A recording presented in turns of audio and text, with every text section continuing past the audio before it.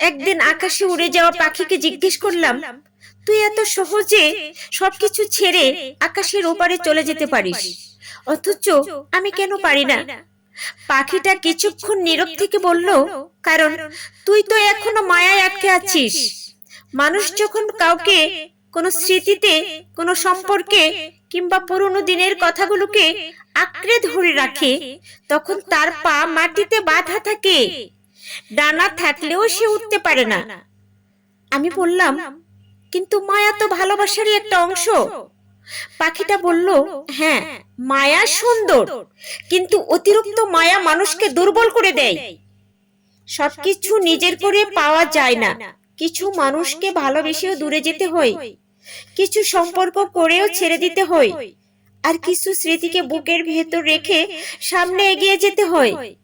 তারপর পাখিটা আকাশের দিকে উড়ে যেতে যেতে বলল, মনে রাখিস, মুক্তি মানে কাউকে ভুলে যাওয়া নয়। মুক্তি মানে হলো যাকে ছাড়া একদিনও বাঁচতে পারবি না ভেবেছিলি, তার স্মৃতি নিয়েও নিজের জীবনটা সুন্দর করে বাঁচতে শেখা।